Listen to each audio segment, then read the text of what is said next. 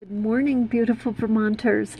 And what a good morning it is when we start with the morning dove, right? It can't get any better than that.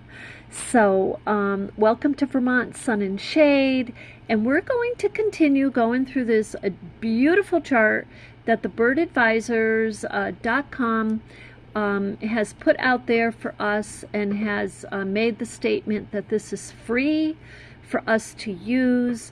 We're talking images, information, and then the sound of the beautiful bird. So we ended with the dove, and this time today when we go through these birds, we're going to do the sound of the bird before we go to the next bird. That way we have it all in one place. Okay, so we'll get started here. So this is the morning dove. Now I'm navigating two screens, so hopefully this will come out good. There we go. Now the morning doves, they're spotted all year long in Vermont, and their numbers increase in the breeding season. They appear in 33% of the summer checklist and 25% of the winter checklist. So again, I do find that a little surprising because I was in central Vermont for over a quarter of a century and I saw them all year long, all the time, all over the place. And now I'm up in northern Vermont for the past decade and I see them all over the place. All year long. So now mourning doves are graceful, small-headed birds with plump bodies and long tails. They are soft brown color with black spots on the wings. Males are slightly heavier than the females. Now I had a time in my life where I was mesmerized with doves because I was gifted with two doves. So they were domestic doves. And I have to tell you, they make the best parents in the world. And I think I had noticed around my house different colored doves. And they don't say it here, but I've seen doves a couple of times in my life with like pinkish color, a pinkish tone, and they're absolutely gorgeous. So now this says they're about 9.1 inches to 13.4 inches. Their weight is 3 to 6 ounces, and their wingspan is about 17.7. So that's quite a beautiful wingspan. It is important that they get to fly. If you do have doves, or I don't even know. I mean, we're talking almost 20 years ago. Yeah, 20. So I don't know if they even sell doves anymore, if that's, because I consider them a wild bird, but at that time they were selling them.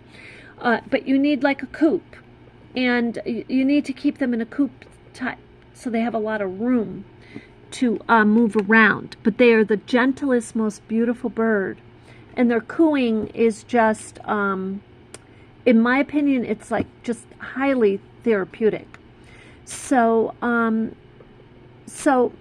doves can be seen perching on telephone wires, foraging for seeds on the ground, grassland, fields, and backyards. I have seen them mostly in the grass and the fields. Sometimes I see them up on the wires. They can also be found in open areas or woodland edges. So to attract the dove to your backyard, you want to scatter millet on the ground or in platform feeders. They will eat black sunflower seeds, Niger, cracked corn, and peanut hearts. Now I draw caution to the plant feeders. And the reason is when you get the bigger birds in, sometimes they get into little scuffles if they can't get to those feeders. So I have become a huge advocate of scattering the seed. So now here is, let's see if we can navigate this without moving this too much on you to get the sound of the dove. We ended with it and we'll start with it today. Isn't that just beautiful? Sounds like an owl.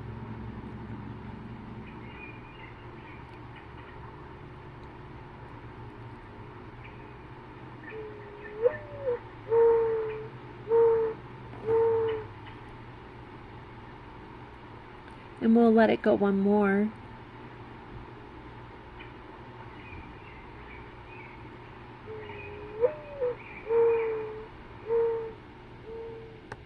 Now, having had domestic doves, they do the cooing. It does go on all day long, just to let you know. So if you're interested or you're thinking of getting, you know, and they're not like a domestic bird where it's going to stop because, you know, maybe you put the blanket on top of their cage. Now, here's the gray catbird. This is one that I have not seen. If I have seen it, it's been in the past. I haven't seen it recently up here in northern Vermont. Look at that little bird feeder. Isn't that adorable? So we're going to be making some echo bird feeders. I have some ideas and I have materials around that I want to use. And we'll do that together either on this channel or on an echo channel that I'm going to be starting.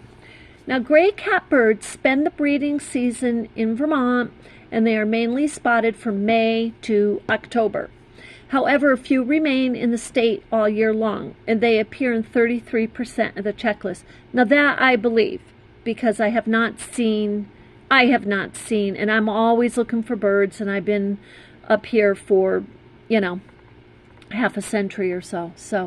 Now, gray catbirds are so named because of their distinctive catty meow song that can last up to 10 minutes. They are medium-sized songbirds, and they're slate gray coloring. They have a black cap and tail, and they have a reddish patch under their tails. And so they are about 8.3 to 9.4 inches. They weigh about 0.8 to 2 ounces, and their wingspan is 8.7 to 11.8. So it's almost a foot wingspan. Gray catbirds breed in Midwest, eastern United States, and the southern Canada before heading to the Gulf Coast and the Caribbean for the winter. That is some vacay. Go to the Caribbean. Some remain all year long on the East Coast.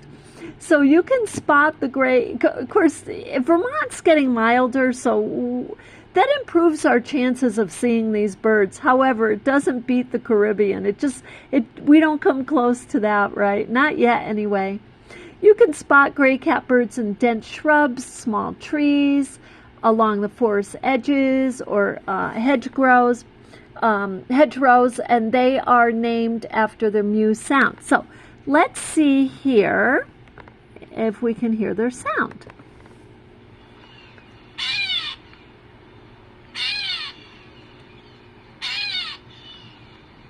I've heard that sound, but I can't say that I've seen that bird.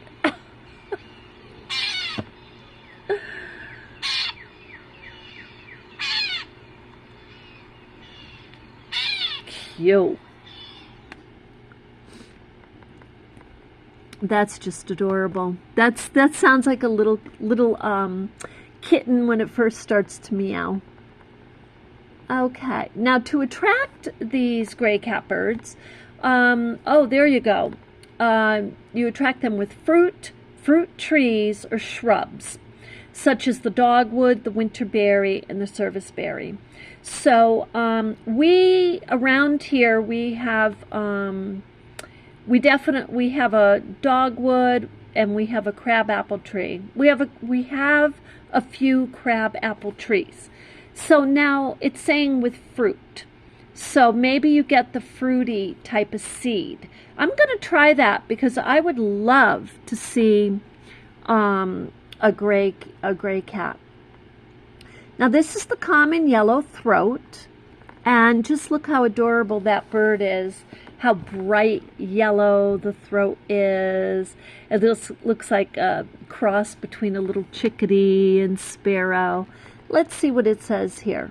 Common yellow throats spend the breeding season in Vermont, and they're spotted from April to October, but some remain until January, and they appear in 37% of the checklist. So the common yellow throats are small songbirds, and they have brownish on the back, bright yellow underneath with long tails. And they mean long tails compared to the body size. The males have a black mask across their faces. The brightness of the yellow can vary geographically. So they may be more olive in parts underneath. Isn't that just precious? There's variations of their color tones, and their length is 4.3 to 5.1 inches, so they're tiny like the sparrow. Their weight is 0.3 to 0.3, so they're about 9 to 10 grams is the interpretation, and their wingspan is 5.9 to 7.5 inches. So it's a pretty good wingspan. Now, the common yellow throats spend the summer breeding over most of North America, except Alaska and northern Canada.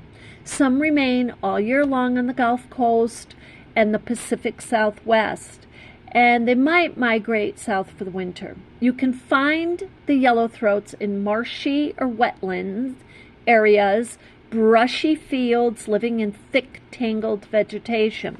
Now, I was just beginning to read an article before I started this video, and so there's changes going on a little bit in the Vermont wetlands, and of course the reason is because, as you know, we had so much rain last August, and all the flooding, I think it was August, all the flooding that came in through the whole state of Vermont.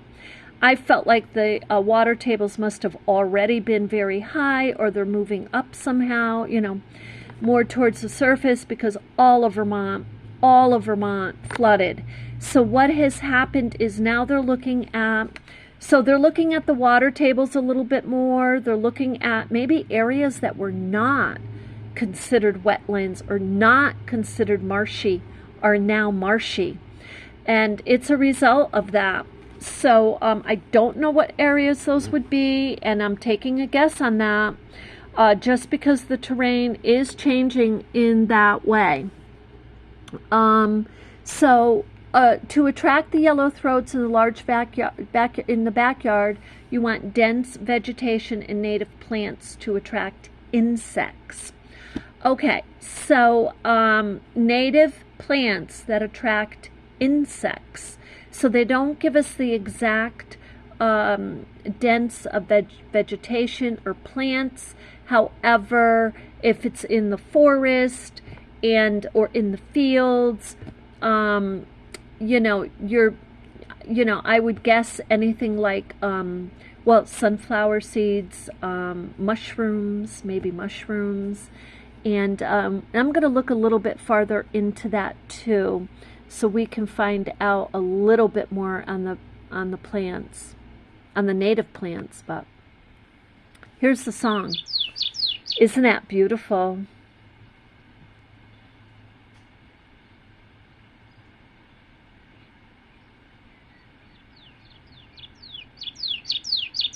I've totally heard that. And I believe I have seen yellow throats. And we have a little pond out here. We have a few ponds, so I know I've seen them around the pond. But I'm thinking milkweed, cattails. That's where I've seen them. But what?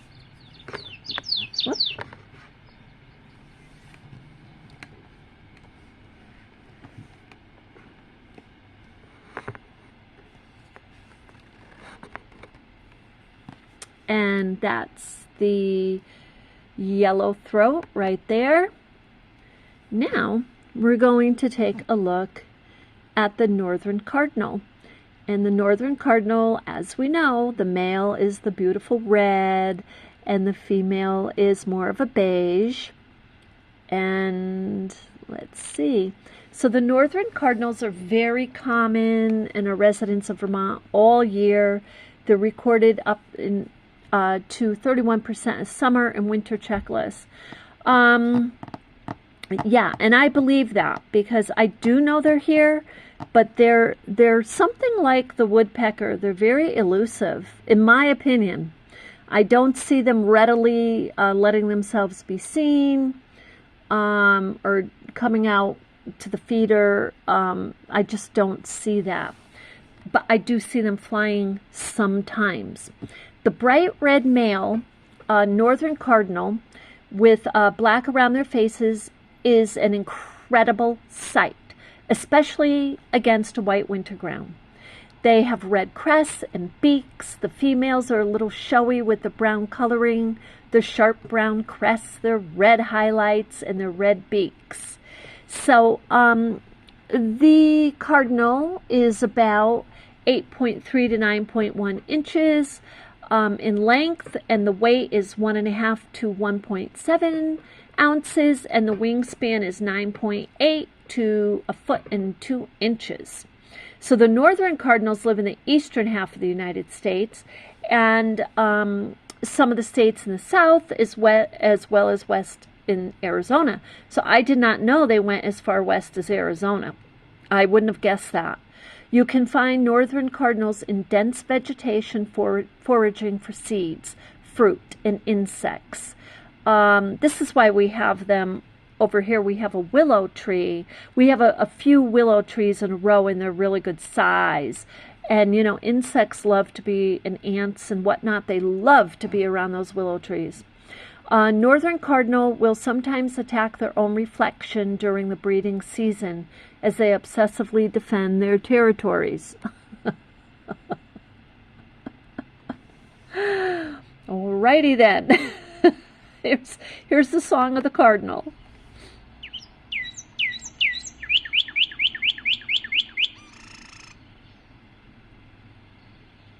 Yeah.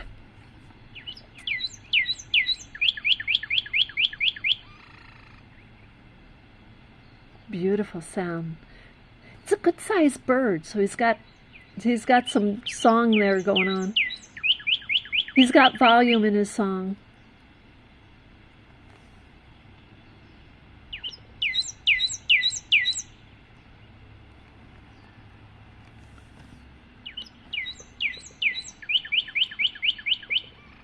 Isn't that beautiful? Now let's listen to his call, because they say he's very strong about his territory. Let's hear what the call sounds like.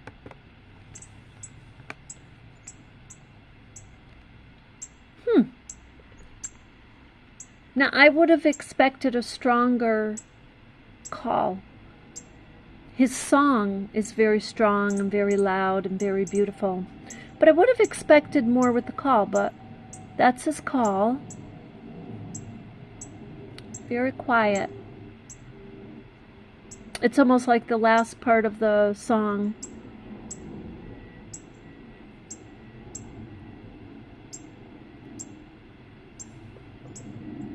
So that's his call. Now, to attract the northern cardinal to your backyard with feeders, fill the feeders, or you can scatter these also on the ground, with sunflower seeds, peanut hearts, millet, milo. They will feed from large tube feeders. Now, I know that they do like large tube feeders because I've seen them in the neighborhood in other people's yards. Hoppers, platform feeders, or food scattered on the ground. So they do go for food scattered on the ground.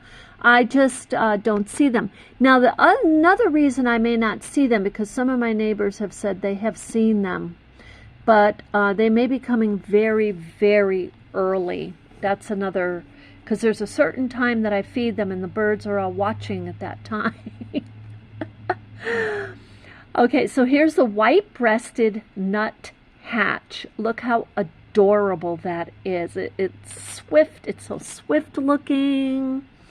So the white-breasted nuthatch is a resident of Vermont all year long. They occur in 20% of the summer checklist and 34% of the winter checklist.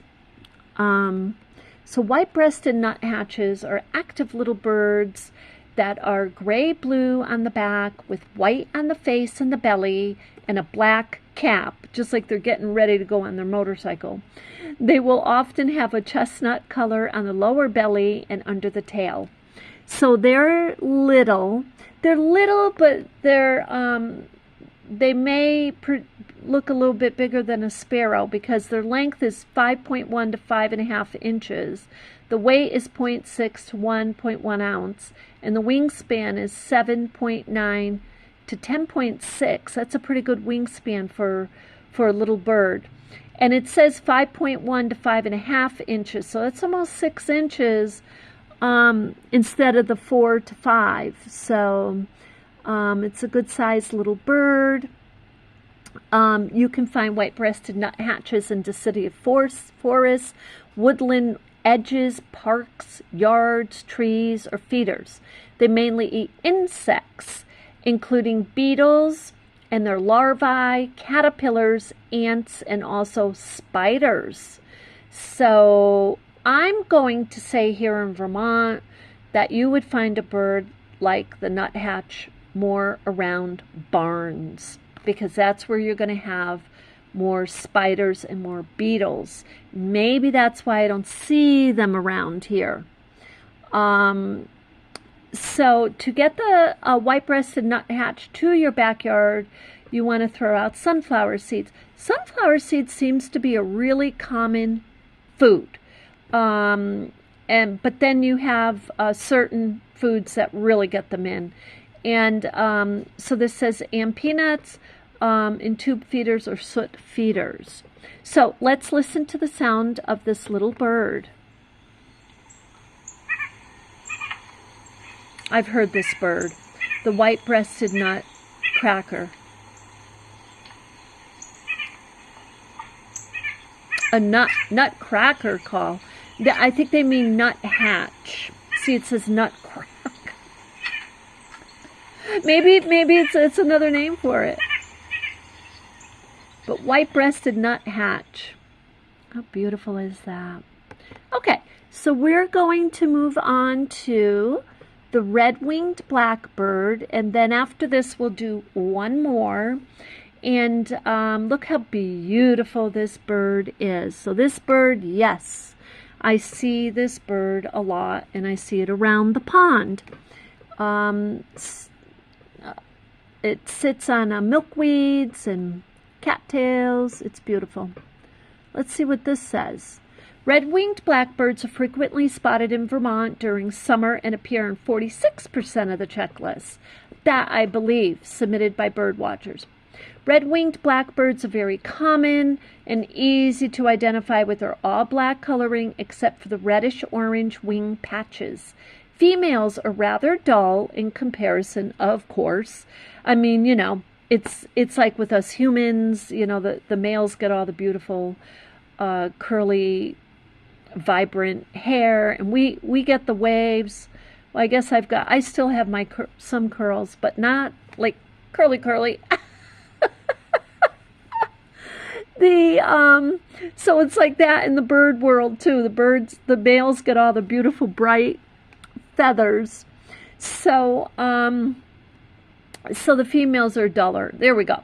So the length is 6.7 to 9.1 inches. The weight is 1.1 to 2.7 ounces. And the wingspan is a foot, 0.2 to 15.8 inches. So that's a really beautiful size. Red-winged blackbirds remain all year in the lower 48 and the Pacific coast of British Columbia. Those that breed in Canada and some northern United States migrate south for the winter. Okay, so we should be seeing our red-winged blackbirds coming around like right about now.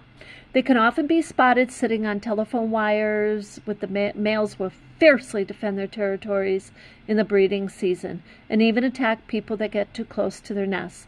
In the winter, they roost in large numbers into the millions. So I have not seen them in that number. I would love to see them in that number. I see them in scanty numbers, like about a half a dozen around this area at a time. So now let's listen to the call, the song, and then we'll see what they eat. This is what you hear around the pond.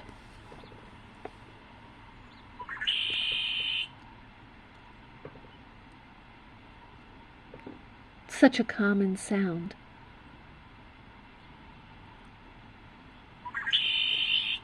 Okay, so that is its song.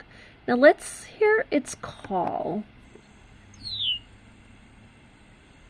Is that lovely? Same bird. You never guess it in this case. I wouldn't guess that that's the same bird. I could hear those at the same time and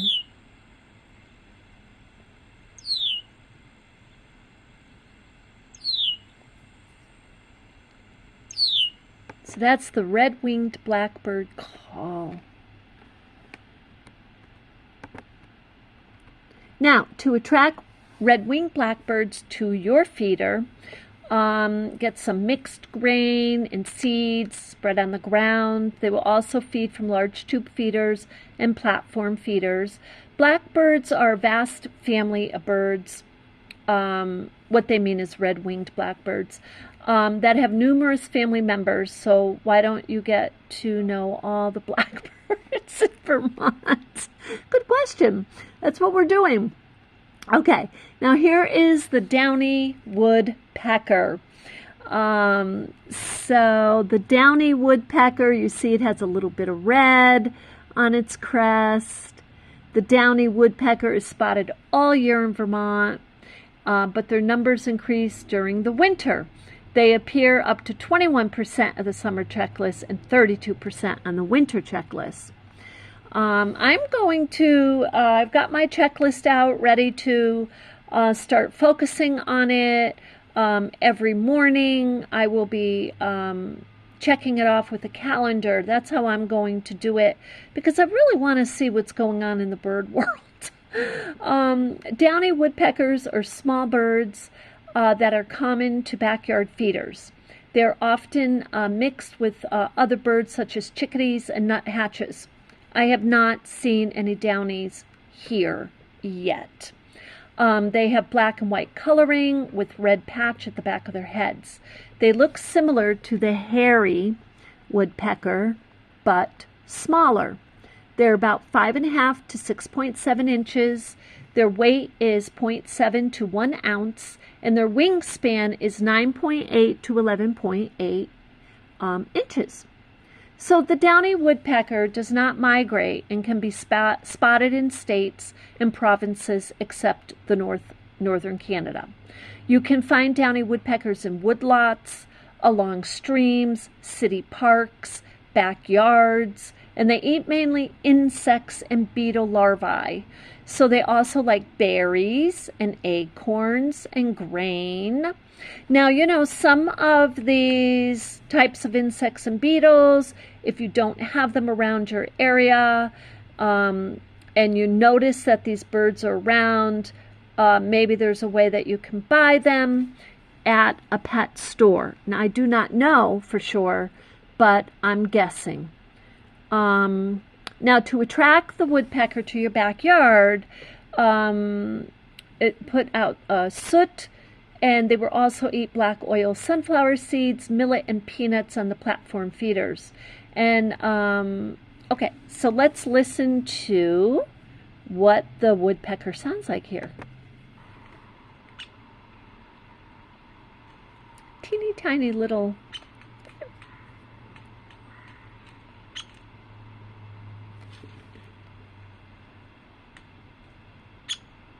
This is a very tiny call.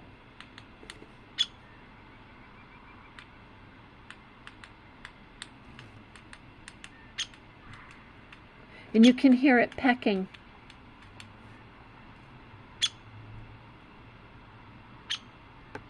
So that's the downy woodpecker. So we're going to do the last one, is the ruby-throated hummingbird. Now we do have a lot of hummingbirds here up in northern Vermont. So and that's why I added them to my bird collection that I drew of pen and ink of birds. So I will share that with you very soon. Ruby-throated hummingbirds are spotted in Vermont during the summer and appear on 16% of the checklist. They spend the breeding season in the state and are usually seen from April to October. And then they migrate south for the winter. Now, I believe they're on 16% because with a ruby-throated hummingbird, right, with the hummingbird, there's certain foods they're looking for. So if you don't put out a hummingbird feeder, or you don't have the type of flowers that they're used to, they're not going to come around as readily. You may not see them at all because they need to find food. So the ruby-throated hummingbirds are bright green on the back and the crown, and they have a gray-white underside, and the males have, of course, the iridescent red beautiful throat. And the and the females, ruby-throated hummingbirds, lack the red throat. They have no red throat. They are green on the back and white underneath, and they have brownish crowns and sides. But that's, again, all for protection in the natural world. So the length is 2.8 to 3.5 inches. The weight is 0.1 to 0.2, and the wingspan is 3.1 to 4.3. 4.3 surprised me, I'm going to be honest. Even the length, 2.8 to 3.5, I guess I was thinking more 1 to 2. Ruby-throated hummingbirds are the only breeding hummingbird in eastern North America. They migrate south over to the Gulf of Mexico and through Texas to Central America for the winter. Ruby-throated hummingbirds start arriving in the far south in February, and they may not arrive in the northern states in Canada until May for breeding. Now, we've got an early spring going on, so they may start heading up a little early, and that's why I have my checklist out. I really want to see when they arrive. They begin to migrate south in August and September. The male ruby-throated hummingbird can be aggressive in their defense of flowers and feeders, and do not stick around long after mating and may migrate by early August. So that's interesting. They may start heading down south in August. So these tiny birds zip from one nectar source to the next, or catch insects in the mid-air, or from spider webs. So they're great for your porch. They occasionally stop on a small twig, but their legs are so short that they cannot walk. They can only shuffle along a perch. That will explain why we see a hummingbird and we see them either just sitting on a perch or hovering over it. In the summer, flowering gardens and woodland edges are the best places for them. They also are common in towns, especially at nectar feeders. So what I'm going to do, let's see what it does say to attract, and then we'll go back up and listen to the sound. To attract the ruby-throated hummingbirds, you want homemade nectar, and you can even attract them with shade-loving plants or glorious hanging plants. Yeah, so this is true. Maybe like the azalea. I'm going to do a little bit more research on the hummingbird. A few of these birds I'm going to dive in a little deeper, and I'll share with you. I mean, I do this anyway on my own. I'll go out reading and trying to find out more info, but it's so much fun to be able to share with you so that you can learn also that little extra info. So the ruby-throated hummingbird, let's see what it sounds like. A bee.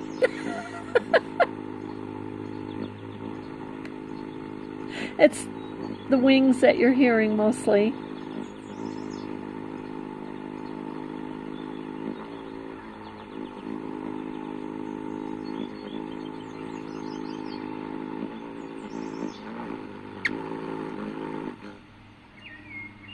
Okay, we got a few different sounds there.